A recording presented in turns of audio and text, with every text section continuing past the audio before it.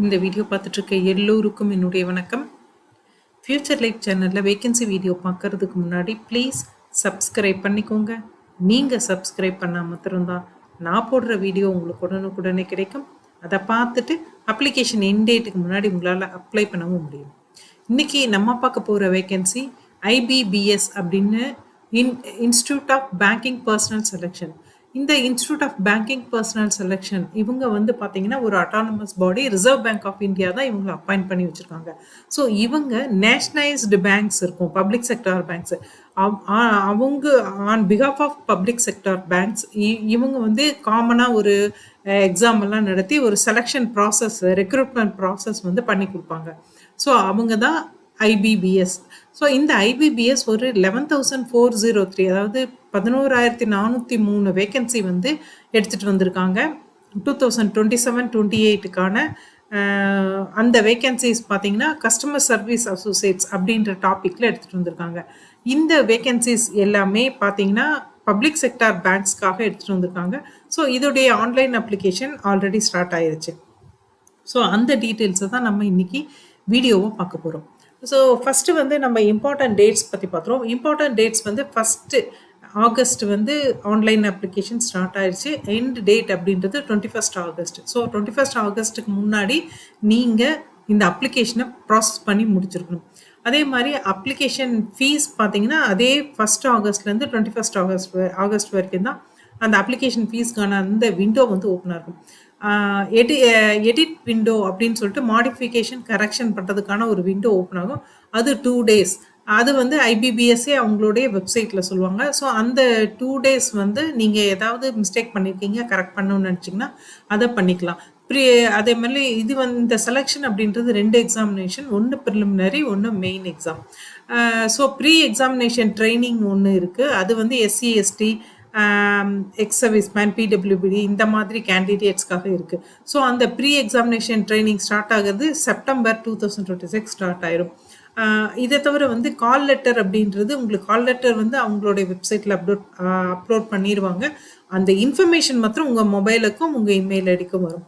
So அந்த கால் லெட்டரை வந்து நீங்கள் எப்போ டவுன்லோட் பண்ணிக்கலாம்னா அந்த செப்டம்பர் 2026 நீங்கள் வந்து டவுன்லோட் பண்ணிக்கலாம். மெசேஜ் வந்தோன்னா உங்களோட வெப்சைட்டில் போய் டவுன்லோட் பண்ணிக்கலாம். 2 எக்ஸாம் சொன்னேன் இல்லையா. ப்ரிலிமினரி எக்ஸாம் வந்து பார்த்தீங்கன்னா அக்டோபரில் இருக்கும். அக்டோபர் 2026 தானே இருக்கும். டேட் வந்து உங்களுக்கு அப்புறமா இன்ஃபார்ம் பண்ணுவாங்க. ரிசல்ட், அந்த ப்ரிலிமினரியோட ரிசல்ட் வந்து நவம்பரில் கொடுத்துருவாங்க. அதில் வந்து மெரிட்டில் வர்றவங்களுக்கு உங்களுக்கு வந்து மெயின் எக்ஸாமினேஷன் நடக்கும். அந்த மெயின் எக்ஸாமினேஷனுக்கான கால் லெட்டர் எந்த மாதம், அதாவது எப்போ வந்து ப்ரிலிமினரி எக்ஸாமினேஷனோட ரிசல்ட் வருதோ அதே மந்த் வந்து மெயின் எக்ஸாமினேஷனுக்கான கால் லெட்டர் வந்துடும். ஸோ மெயின் எக்ஸாமினேஷன் டிசம்பர் 2026 அன்னைக்கு நடக்க போகுது. டிசம்பர் 2026 அன்னைக்கு நடக்கிறது. அடுத்த ஒரு அந்த மாதத்துலேயே கூட உங்களுக்கு ரிசல்ட் வந்து அதுக்கப்புறம் டாக்குமெண்ட் வெரிஃபிகேஷன், இன்டர்வியூ, இந்த மாதிரி எல்லா ப்ராசஸும் போய் உங்களுக்கு ப்ரொவிஷனல் அலாட்மெண்ட் மார்ச் 2027 அன்னைக்கு வந்துடும். ஸோ அந்த ப்ரொவிஷனல் அலாட்மெண்ட் பேசிஸில் நீங்கள் வந்து அதுக்கப்புறமா அந்த பர்டிகுலர் பேங்க் மொத்தமாக வந்து ஒரு 11 பேங்க் வந்து பார்ட்டிசிபேட் பண்ணுறாங்க இந்த வேகன்சிஸ்க்கு. ஸோ அந்த பேங்க்ஸ் வந்து செலக்ட் பண்ணிப்பாங்க. அவங்களுடைய நாம்ஸ் படி வந்து இவங்க செலக்ட் பண்ணி வச்சுருக்க அந்த கேண்டிடேட்லேருந்து அவங்க இன்டர்வியூ பண்ணி செலக்ட் பண்ணிக்குவாங்க. இதுதான் வழக்கமாக நடக்கிற process. So customer service Associates சுருக்கமாக சிஎஸ்ஏ அப்படின்னு சொல்கிறாங்க. ஸோ இப்போ இந்த சிஎஸ்ஏ வந்து சிஎஸ்ஏவை செலக்ட் பண்ணுறதுக்கு ஒரு காமன் ரெக்ரூட்மெண்ட் ப்ராசஸ், இதை பற்றி நம்ம பேசணும். ஸோ இந்த காமன் ரெக்ரூட்மெண்ட் ப்ராசஸ் 2 எக்ஸாம் வச்சு நடக்க போகுது அப்படின்றதையும் நான் ஏற்கனவே சொல்லிட்டேன் உங்களுக்கு. ஸோ என்னென்ன பேங்க்ஸ் வந்து மொத்தம் 11 பேங்க் பார்ட்டிசிபேட் பண்ணுறாங்கன்னு சொன்னேன். ஸோ என்னென்ன பேங்க்ஸ் பார்த்தீங்கன்னா Bank of Baroda, Bank of India, Bank of Maharashtra, Canara Bank, Central Bank of India, Indian Bank, Indian Overseas Bank, Punjab National Bank, Punjab and Sind Bank, UCO Bank, Union Bank of India. So இந்த 11 bank தான் வந்து இந்த common entrance test நடத்தி இந்த மாதிரி ஒரு 11,403 vacancies வந்து இவங்களுக்கு கொடுத்துருக்காங்க. ஸோ இந்த பேங்க்குக்கான ரெக்ரூட்மெண்ட் ப்ராசஸ் தான் நடக்க போகுது. உங்களோட இந்த சிஎஸ்ஏவோட சேல்ரி அப்படின்னு பார்த்தீங்கன்னா டோட்டலாக வந்து ஒரு 64,480 சொல்லியிருக்காங்க. இதுக்கப்புறம் நிறைய அலவன்ஸ் எல்லாம் இருக்கும். ஸோ அதெல்லாம் சொல்ல டோட்டலாக 64,480 சொல்லியிருக்காங்க. இந்த பப்ளிக் செக்டார்ஸ் பேங்க்கு வந்து பார்த்தீங்கன்னா எல்லா ஸ்டேட் இந்தியாவில் இருக்க அனைத்து ஸ்டேட்டு அதே மாதிரி யூனியன் டெரிட்டரிஸ்க்காக. ஸோ ஒருத்தர் ஒரு ஸ்டேட்டுக்கு மட்டும்தான் அப்ளை பண்ண முடியும். நீங்கள் தமிழ்நாட்டிலேருந்து அப்ளை பண்ணுறீங்கன்னா தமிழ்நாடுக்கு அப்ளை பண்ணி மகாராஷ்டிராவுக்கும் அப்ளை பண்ண முடியாது அப்படின்றத அவங்க தெளிவாகவே சொல்லியிருக்காங்க. இந்தியன் நேஷனல்ஸ் மட்டும்தான் பார்ட்டிசிபேட் பண்ண முடியும். ஏஜை பொறுத்த வரைக்கும் 20 வயசு மினிமம் சொல்லியிருக்காங்க. 20லேருந்து 28 வயசு வரைக்கும் இருக்கவங்க வந்து அப்ளை பண்ணலாம். டேட் அப்படின் போது 2/8/1998 அந்த டேட்லேருந்து 1/8/2006க்குள்ளே பிறந்தவங்க வந்து இந்த எக்ஸாமுக்கு அப்ளை பண்ணலாம், பார்ட்டிசிபேட் பண்ணலாம். இதில் வந்து இது பப்ளிக் செக்டார் பேங்க் அப்படின்றதுனால ஏஜ் ரிலாக்ஸேஷன் வந்து உங்களுக்கு ஆஸ் பர் கவர்மெண்ட் நார்ம்ஸ் உங்களுக்கு எல்லாமே கொடுத்துருக்காங்க. ஸோ எஸ்சி எஸ்டிக்கு 5 இயர்ஸ் ரிலாக்ஸ் பண்ணிக்கலாம். அதர் பேக்வேர்ட் கிளாஸ் அதாவது ஓபிசி நான் கிரிமி லேயருக்கு 3 இயர்ஸ் ரிலாக்ஸ் பண்ணிக்கலாம். பெஞ்ச்மார்க் டிசபிலிட்டிஸ் அதாவது சுருக்கமாக பிடபிள்யூபிடி கேண்டிடேட்டுக்கு 10 இயர்ஸ் ரிலாக்ஸ் பண்ணிக்கலாம். அதே மாதிரி எக்ஸ் சர்வீஸ் மேனில் வந்து உங்களுக்கு வந்து அவங்களோட சர்வீஸ் படி ரிலாக்ஸேஷன் கொடுத்துருக்காங்க. அதை தவிர வந்து விடோஸ் டைவர்ஸ் உமன் இவங்களுக்கெல்லாம் வந்து மேக்ஸிமம் வந்து 35 இயர்ஸ் அப்படின்னு சொல்லியிருக்காங்க. ஜென்ரலுக்கு 35 இயர்ஸ், ஓபிசிக்கு 38 இயர்ஸ், எஸ்சி எஸ்டி இருந்தால் 40 இயர்ஸ் வரைக்கும் widows divorced womens and women legally separated. So இவங்களுக்கெல்லாம் கேட்டகரி வைஸ் வந்து பிரிச்சும் கொடுத்துருக்காங்க ஏஜ் ரிலாக்ஸேஷன். ஸோ இதை தவிர எஜுகேஷன் குவாலிஃபிகேஷன் அப்படின்னும் போது ஏதாவது ஒரு டிகிரி நீங்கள் ரெகக்னைஸ்டு யூனிவர்சிட்டி இன்ஸ்டிடியூஷனில் படிச்சிருக்கணும் ஃபுல் டைமில். அவ்வளோதான். எந்த டிகிரி படிச்சிருந்தாலும் சரி. முக்கியமாக வந்து உங்ககிட்ட டிகிரி சர்டிஃபிகேட், மார்க் ஷீட்டு இல்லை ப்ரொஃபஷனல் சர்டிஃபிகேட் இந்த மாதிரியான ப்ரூஃப்ஸ் எல்லாமே நீங்கள் வச்சுருக்கணும். அதோடைய அந்த கட் ஆஃப் டேட் வந்து 21 ஆகஸ்ட் 2026 அதுதான் கட் ஆஃப் டேட்டை அவங்க ஃபிக்ஸ் பண்ணி வச்சுருக்காங்க. அதே மாதிரி வந்துட்டு உங்களுக்கு நீங்கள் என்ன ஸ்டேட்லேருந்து நீங்கள் அப்ளை பண்ணாலும் சரி. எக்ஸாம்பிளுக்கு வந்து தமிழ்நாடு அப்படின்னா உங்களுக்கு அந்த லோக்கல் லாங்குவேஜ் தமிழில் வந்து reading, writing, speaking and understanding இந்த எபிலிட்டி வந்து அந்த லாங்குவேஜில் உங்களுக்கு இருக்கணும். இந்த எபிலிட்டி வந்து இல்லாமல் உங்களுக்கு வந்து முக்கியமான விஷயம், ஒருவேளை நீங்கள் 10th-லையோ 12th-லையோ இல்லை உங்களுடைய மற்ற இதில் வந்து நீங்கள் படிக்காமல் இருந்தீங்க, உங்கள் எஜுகேஷன் குவாலிஃபிகேஷனில் இந்த தமிழ் வந்து ஒரு லாங்குவேஜாக படிக்காமல் இருந்தீங்கன்னா உங்களுக்கு அதுக்கான ஒரு டெஸ்ட்டும் இருக்குது. நீங்கள் அதை எழுதி பாஸ் பண்ணிக்கலாம். இதை தவிர உங்களுக்கு வந்து கம்ப்யூட்டர் லிட்ரஸி வந்து கண்டிப்பாக வேணும்னு சொல்லியிருக்காங்க. ஸோ கம்ப்யூட்டரில் நீங்கள் ஏதாவது சர்டிஃபிகேட் கோர்ஸோ இல்லை கம்ப்யூட்டர் டிப்ளமோவோ ஏதாவது பண்ணியிருக்கணும். நீங்கள் முக்கியமாக வந்து கம்ப்யூட்டர் நாலேஜ் வந்து மஸ்ட் அப்படின்றது சொல்லியிருக்காங்க. அதே மாதிரி வந்து உங்களுக்கு வந்து ஒருவேளை நீங்கள் இப்போ தான் ஃபைனல் இயர் படிச்சுட்டு இருக்கீங்க அப்படின்னா உங்களோட அந்த எண்டு செமஸ்டரும் எண்டு ரிசல்ட்டும் 21/8/2026 முன்னாடி வந்துடணும். அதே மாதிரி அவங்களுடைய அந்த ப்ரொஃபஷனல் அலாட்மெண்ட்டுக்கு முன்னாடி உங்களுக்கு ஒரு டாக்குமெண்ட் வெரிஃபிகேஷன் இருக்கும். அப்போ நீங்கள் அந்த ஒரிஜினலை வந்து நீங்கள் சப்மிட் பண்ண வேண்டியிருக்கும். ஸோ அதுக்கேற்ற மாதிரி உங்களுக்கான எண்டு ரிசல்ட் கிடைக்கும் அப்படின்ற அந்த கேண்டிடேட்ஸ் வந்து இதுக்கு அப்ளை பண்ண முடியும்.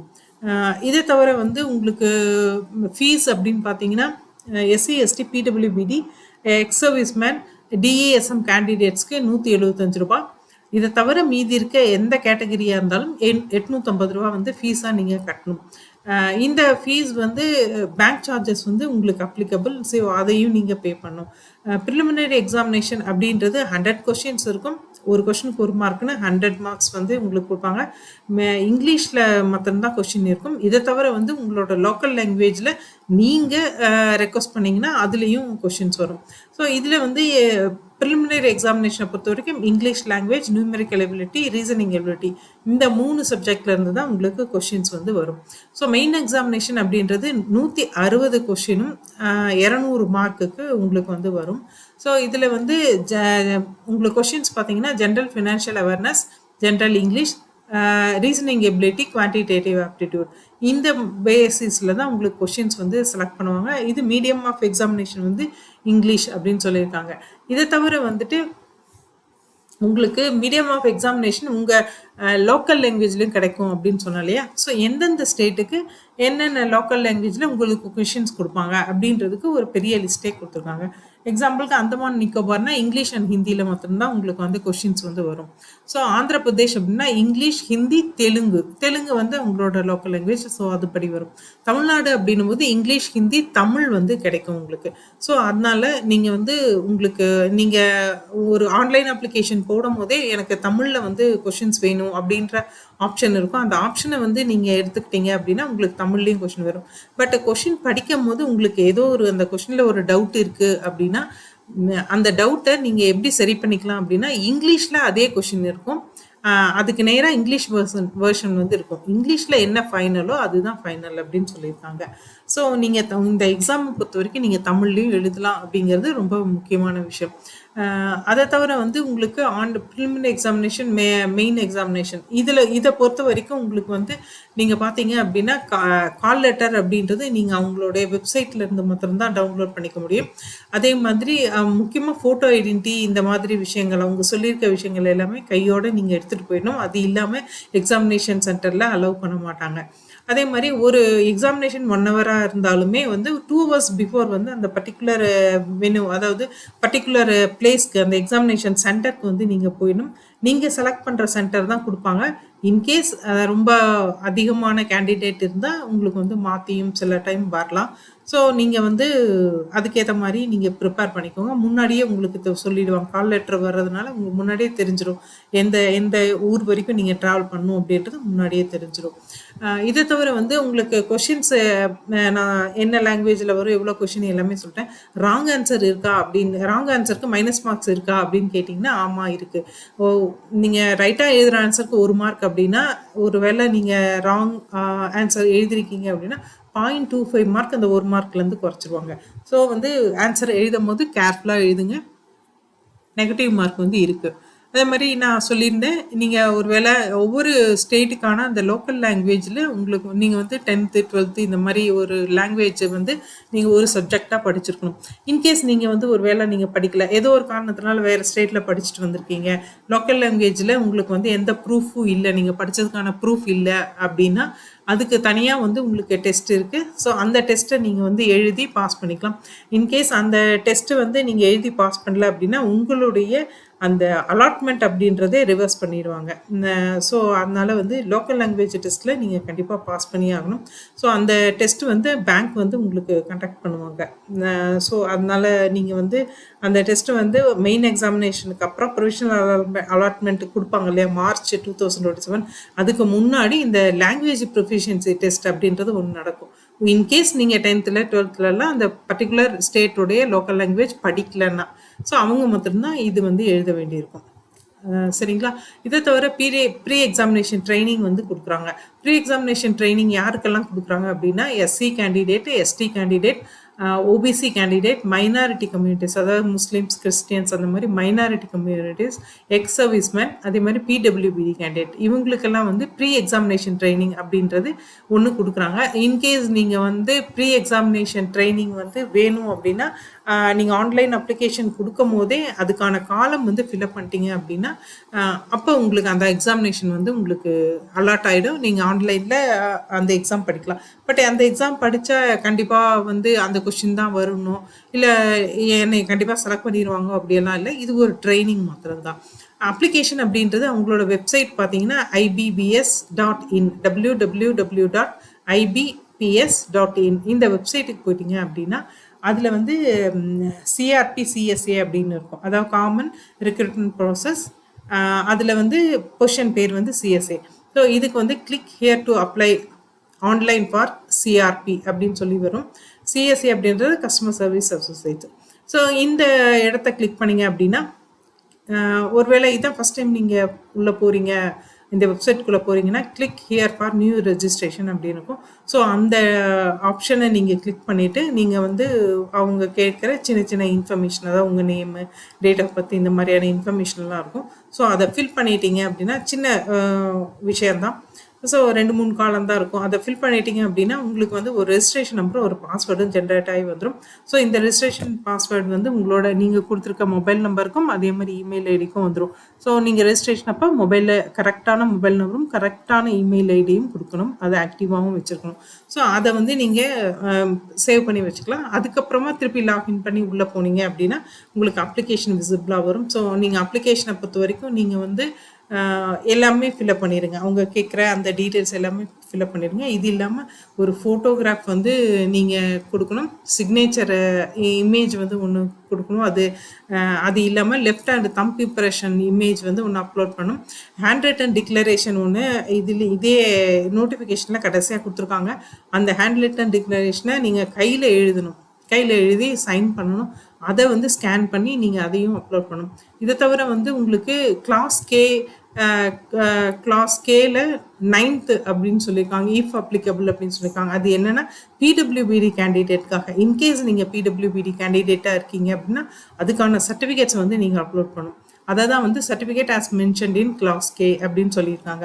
இதை தவிர வந்து எஸ்எஸ்சி, எஸ்எல்சி, 10th, 12th டிகிரின்னு சொல்லியிருக்காங்களே. ஸோ அந்த மாதிரி விஷயங்கள் எல்லாமே நீங்கள் வந்து அப்லோட் பண்ண வேண்டியிருக்கும். அதை எல்லாமே ஸ்கேன் பண்ணி, இதை தவிர வெப்கேம் நீங்கள் எதுலேருந்து அப்ளை பண்ணுறீங்க, அது லேப்டாப்போ இல்லை கம்ப்யூட்டரோ இல்லை வந்து உங்களுக்கு மொபைலோ எதில் இருந்தாலும் அந்த வெப்கேம் மூலமாக உங்களை ஒரு லைவ் ஃபோட்டோகிராஃபும் எடுக்கும். ஸோ அதையும் வந்து நீங்கள் வந்து கொடுக்கணும். ஸோ இதெல்லாம் தான் அப்ளிகேஷன் ப்ராசஸ். ஒவ்வொரு ஃபீல்டில் நீங்கள் வந்து name, email ID, mobile number எதுனாலுமே நீங்கள் ஒரு தடவைக்கு 2 தடவை படித்து பாருங்கள். நீங்கள் வந்து உங்கள் சர்டிஃபிகேட்ஸ்க்கும் நீங்கள் ஃபில் பண்ணுறதுக்கும் எந்த தப்பும் இல்லை, ஸ்பெல்லிங் மிஸ்டேக் இல்லைன்னு. ஏன்னா இது எந்த விஷயத்தையுமே நீங்கள் வந்து மாடிஃபிகேஷனோ கரெக்ஷனோ பண்ணவே முடியாது. ஸோ எடிட் விண்டோ வந்தால் தான் நீங்கள் கரெக்ட் பண்ண முடியும். ஸோ அந்த எடிட் விண்டோலையும் வந்து ஒரு சில ஃபீல்ட் வந்து உங்களால் கரெக்ட் பண்ண முடியாது. ஸோ நீங்கள் அந்த எடிட் விண்டோ வரும்போது உங்களால் கரெக்ட் பண்ணிக்க முடியும். அப்படின்னாலுமே வந்து நீங்கள் அந்த ஒவ்வொரு பேஜும் நீங்கள் சப்மிட் பண்ணும்போது ஒரு தடவை நீங்கள் என்ன டைப் பண்ணியிருக்கீங்கன்றதை படித்து பார்த்து கரெக்ட் பண்ணி சப்மிட் பண்ணிங்க அப்படின்னா இந்த மாடிஃபிகேஷன் விண்டோ வரைக்குமே வெயிட் பண்ண வேண்டிய அவசியமெல்லாம் இருக்காது. ஸோ நீங்கள் கரெக்டான அப்ளிகேஷன் சப்மிட் பண்ணிடலாம். இன்கேஸ் ஏதோ உங்களை தெரியாமையே நீங்கள் மிஸ்டேக் பண்ணிட்டீங்க அப்படின்னா மாடிஃபிகேஷன் கரெக்ஷன் விண்டோ எப்போ வருதுன்ட்டு அவங்களோட வெப்சைட்டை ரெகுலராக செக் பண்ணி அந்த 2 daysல நீங்கள் அதை அவைல் பண்ணிக்கலாம். நீங்கள் எது கரெக்ட் பண்ணாலும் ரீசப்மிட்னு கடைசியாக ஒரு ஆப்ஷன் இருக்கும். அதை கண்டிப்பாக கிளிக் பண்ணுங்கள். அப்போ தான் நீங்கள் பண்ண கரெக்ஷன் எல்லாம் அக்செப்ட் பண்ணி அந்த புதுசாக அந்த அப்ளிகேஷனை வந்து சப்மிட் பண்ணிக்குவோம் அந்த வெப்சைட்டு. ஸோ அதை வந்து நல்லா ஞாபகம் வச்சுக்கோங்க. ரீசப்மிட் அப்படின்ற ஆப்ஷனை வந்து நீங்கள் கிளிக் பண்ணணும். இதை தவிர வந்து உங்களுக்கு வந்து அட்ரஸ்ஸு, டேட் ஆஃப் பர்த் இதெல்லாம் வந்து எல்லாமே வந்து உங்களுக்கு ஃபஸ்ட் தடவை ஃபில்அப் பண்ணுறது அப்படியே மெயின் எக்ஸாமினேஷனுக்கும் வந்துடும். ஹார்ட் காப்பி கால் லெட்டர் வந்து அதாவது உங்களுக்கு வந்து கால் லெட்டர் வந்து ஹார்ட் காப்பியாக உங்கள் வீட்டுக்கோ எதுக்குமே அனுப்ப மாட்டாங்க. அவங்களோட வெப்சைட்டில் தான் இருக்கும். நீங்கள் அதை வந்து டவுன்லோட் பண்ணிக்கணும். பட் இன்ஃபர்மேஷன் வந்து உங்கள் மொபைலுக்கும் அதே மாதிரி இமெயில் ஐடிக்கும் வந்துடும்.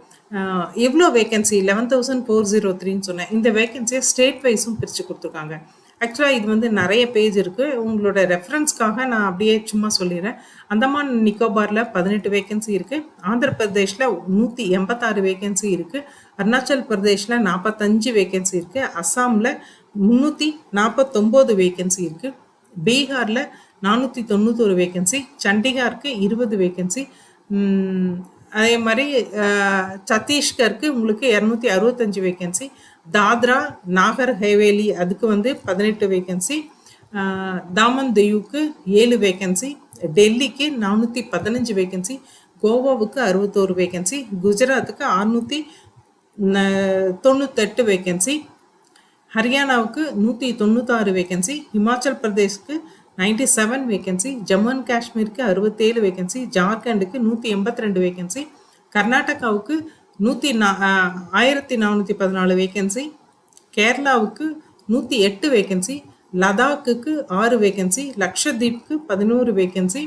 மத்திய பிரதேஷ்க்கு 570 வேகன்சி. மகாராஷ்டிராவுக்கு 1051 வேகன்சி. மணிப்பூருக்கு 42 வேகன்சி. மேகாலயாவுக்கு 22 வேகன்சி. மிசோரமுக்கு 17 வேகன்சி. நாகாலாந்துக்கு 31 வேகன்சி. ஒடிஷாவுக்கு 337 வேகன்சி. புதுச்சேரிக்கு 26 வேகன்சி. பஞ்சாப்க்கு 481 வேகன்சி. ராஜஸ்தானுக்கு 398 வேகன்சி. சிக்கிம்க்கு 28 வேகன்சி. தமிழ்நாடுக்கு 675 வேகன்சி. இப்போ இதில் எந்த வேகன்சியாக இருந்தாலும் உங்களுக்கு வந்து கேட்டகரி வைஸ் பிரேக்கப்ஸோடையும் கொடுத்துருக்காங்க. நீங்கள் அதை பார்த்துக்கலாம். அதே மாதிரி ஒவ்வொரு பேங்க்லையும் எக்ஸாம்பிள் வந்து தமிழ்நாட்டில் பார்த்தீங்கன்னா பேங்க் ஆஃப் பரோடாவில் வந்து உங்களுக்கு 50 வேகன்சி வருது. பேங்க் ஆஃப் இந்தியாவில் 5 வேகன்சி. பேங்க் ஆஃப் மகாராஷ்டிராவில் 40 வேகன்சி.